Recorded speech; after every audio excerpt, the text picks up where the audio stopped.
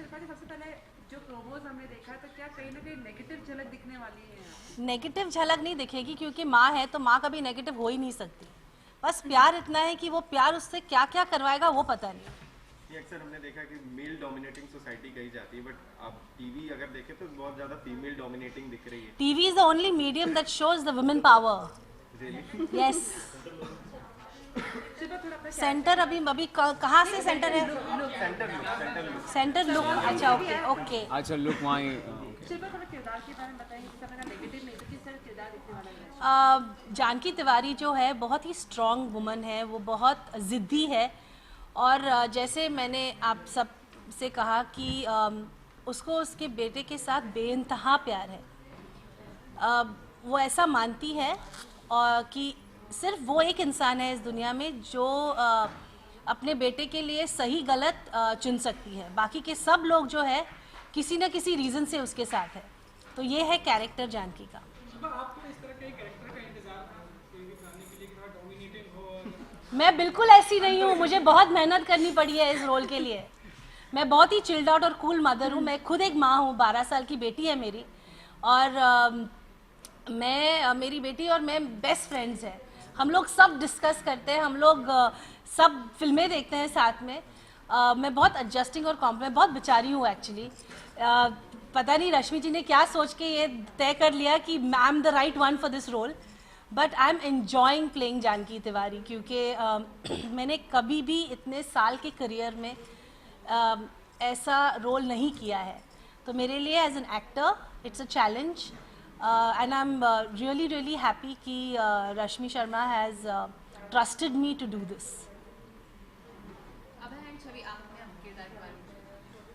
बताइए। रौनक तिवारी मेरे कैरेक्टर का नाम है। रहता है बड़े शानदार से घर में, लेकिन है typical boy next door. Reserve सा है, थोड़ा सा शाय है। अपनी माँ से बहुत बहुत प्यार करता है। अपनी माँ उसके लिए पूरी ज़िंदगी है, लेकिन इतना शाय है कि जिस लड़की के लिए उसका इन्फैक्चुएशन है, क्रश है, बात करना, इजहार करना तो दूर की बात है, उससे बात भी नहीं ठीक से कर सकता। तो बहुत ही रिजर्व सा कैरेक्टर है और अपनी in a typical English way is he is a mama's boy. मेरा कैरेक्टर काजल, जो एक मिडिल क्लास फैमिली से बिलोंग करती है, जो एक टिपिकल मिडिल क्लास फैमिली की बेटी या लड़की बिलीव करती है जिन चीज़ों में, जैसे कि उसके जो वैल्यूज़ हैं, जो कल्चर है जिससे वो बिलोंग करती है, उसके लिए भी बहुत मायने रखते हैं। तो मैं बहुत इजीली कनेक्ट कर सकती थी इस कैरेक्टर से। और उसका मानना है कि प्यार कंट्रोल करने का नाम नहीं है या किसी को डोमिनेट करके नहीं रखा जा सकता है। तो ओवरऑल मेरा कैरेक्टर ये है और बस यही है, मज़ा आ रहा है काम करके। अपने कैरेक्टर को बहुत अच्छे से मैं जस्टिफाई कर सकती हूँ और अच्छा लग रहा है मुझे। मतलब शो की यूएसपी क्या होगी? क्योंकि अब तक के जो शोज देखे वहाँ पे कहीं ना कहीं कहानी मिलती जुलती होती है, जहाँ पे माँ बेटे का रिलेशन होता है, इस तरह का होता है। बट अगर आपसे जानेंगे तो ये कहानी, आपके शो की कहानी कहाँ ले जाती है, ऑडियंस को क्या नया दिखाएगी? नहीं, हमारे शो की कहानी बहुत अलग है। मतलब लोग ऐसे मिसअंडरस्टैंड कर सकते हैं कि माँ ओवर पोजेसिव भी हो गई, लेकिन अगर देखा जाए तो हर माँ अपने बेटे को या अपने बच्चे को लेकर पोजेसिव तो होती ही है, जो कि वो बहुत ही पॉजिटिव है शिल्पा जी का कैरेक्टर। पर एट द सेम टाइम उनका प्यार इतना ज़्यादा है अपने बेटे के लिए कि अगर मैं कोई, जैसे काजल, सपोज़ मैं काजल की बात करूँ और काजल कोई सही बात भी कहती है, जैसे अगर वो बोले कि हो सकता है आपकी जो लाइकिंग है किसी चीज़ को लेकर के या किसी लड़की को लेकर के भी हो सकता है आपके बेटे की ना हो, तो ऐसे जो छोटी छोटी बातें हैं उनको चुप जाती है, क्योंकि उनको लगता है कि उनका बेटा वही करेगा जो वो चाहती हैं। देखा जाए तो जानकी तिवारी भी गलत नहीं है और देखा जाए तो तो ये जो फुल ड्रामा क्रिएट होगा या जो भी इमोशनल ट्रैक आने वाला है शो में आगे, वो देखकर लोगों को मज़ा भी आएगा और चीज़ें समझ में भी आएंगी।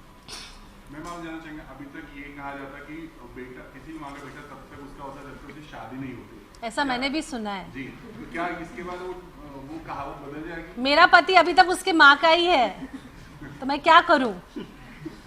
बट यहाँ मेरा मानना है और सब माएँ यही इसी उम्मीद से होती है कि उनका बेटा हमेशा उनके पास रहे।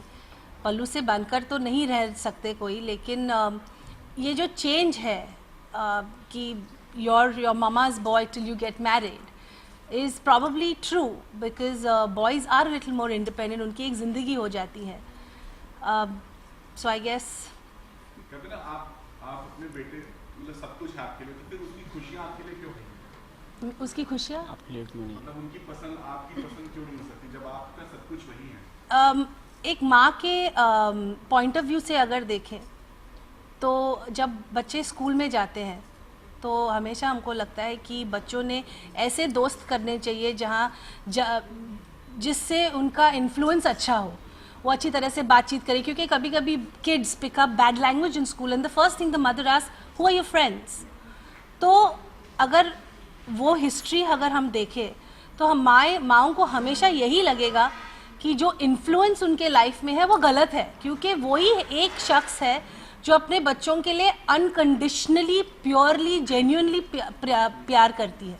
और कोई ऐसा हो ही नहीं सकता जो, और actually it's true because she is the only person who's kept the child for 9 months. She gives birth to the child, she looks after the child, takes care of the child till he's grown up or till she's grown up. तो मेरे हिसाब से ये मानना गलत होगा कि माएँ प्यार में गलत चीज़ें करती है, गलत सोच है माओं की. I think a mother is justified in loving her child as much as she does. चलिए, तो ये सिलसिला जो प्यार का है वो ज़्यादा माँ का है आप कर रहे हैं इस सीरियल में? सॉरी, इस सीरियल में सिलसिला प्यार का किसका ज़्यादा दिखाई पड़ेगा हमको? वो आपको देखना पड़ेगा.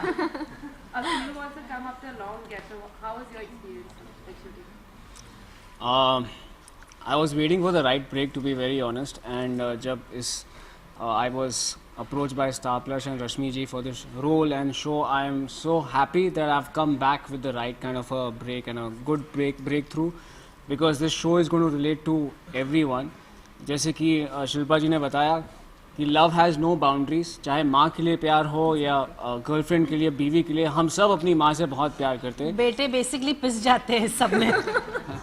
आई एग्री. हाँ, वो तो एक आम आदमी का यही प्रॉब्लम है, सैंडविच हो जाता है ना between mother and.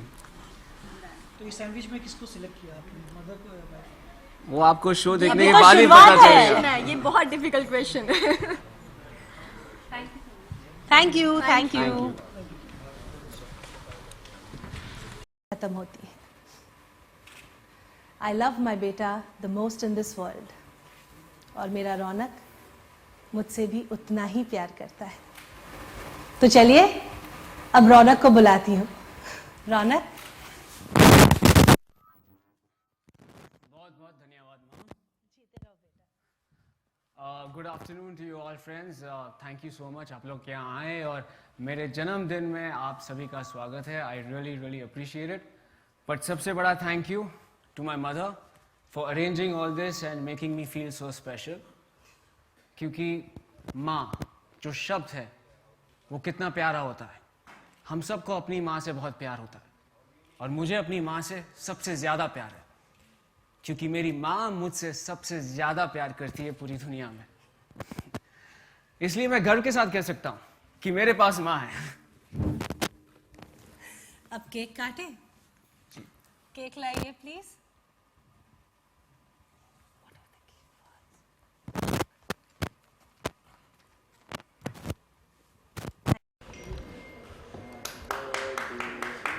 Thank you.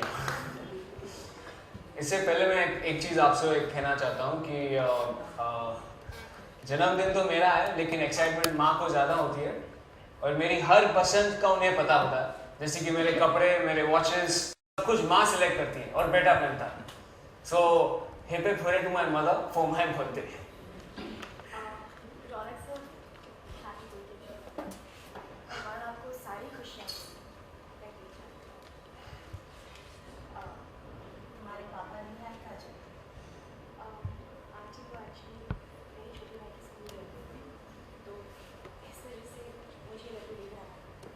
पापा ने मुझे बताया था कि रौनक सर को लड्डू कितने पसंद है, तो मैंने सोचा मैं ही ले आती हूँ. ऐसा नो आपको लड्डू बहुत ज़्यादा पसंद है. तो मैं खुद बनाया. पापा ने बनाया पर मैं लेकर आई. I hope you like it. I loved it. Thank you so much. It's बहुत ही प्यारे. माँ आप भी थोड़ा टेस्ट कीजिए ना, बहुत ही बेहतरीन लड्डू है.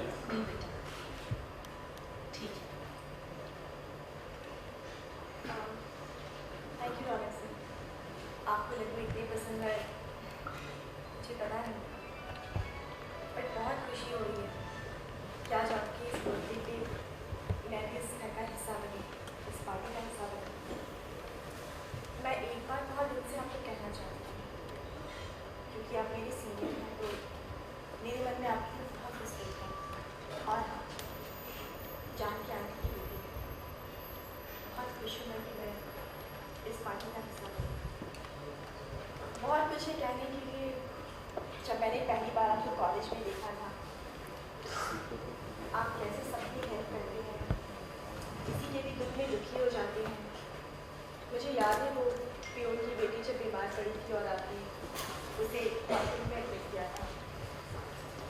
रौनक से मैं सच बताऊँ तो आपके जैसा इंसान मैंने अब तक अपनी लाइफ में नहीं। पर हाँ, पर एक बात की कंप्लेन है मुझे आपसे, आप अपने मन की बात मन में ही रखते हैं, किसी से नहीं बोलते। मतलब हम लोग इतनी बार मिले, एक दूसरे से इंटरेक्ट किया, पर आपने मुझसे कभी नहीं पूछा। तो ठीक है, आज मैं सबके सामने आपसे पूछ लेती हूँ, क्या आप मुझसे दोस्ती करेंगे?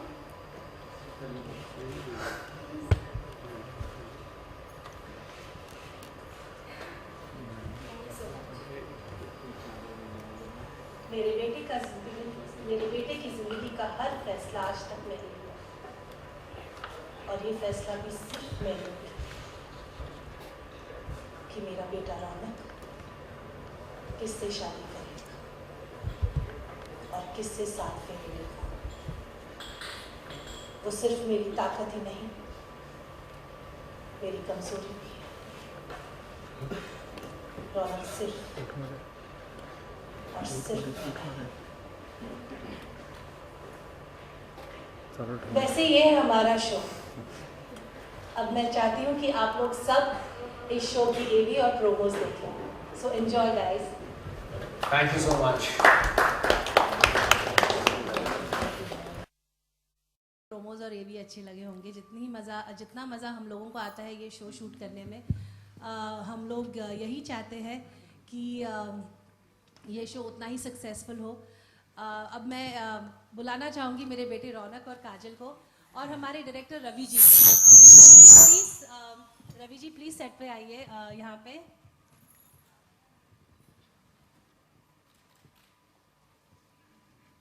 Ravi ji is the captain of the ship, हमारे डायरेक्टर। आइए रवि जी। अब टाइम है कि आ गया है कि हम लोग रौनक का केक काटें। बेटा इस केक पे आपकी तस्वीर है जी। जस्ट मेक श्योर कि आप आपका चेहरा ना काटें क्योंकि वो मैं प्रिजर्व करके रखूंगी। So happy birthday to Raunak. Happy birthday to you, happy birthday to you, happy birthday.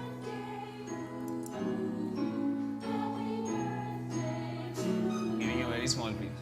Happy birthday to you, happy birthday to you, happy birthday. Sir सोई नहीं कर रहा हूँ।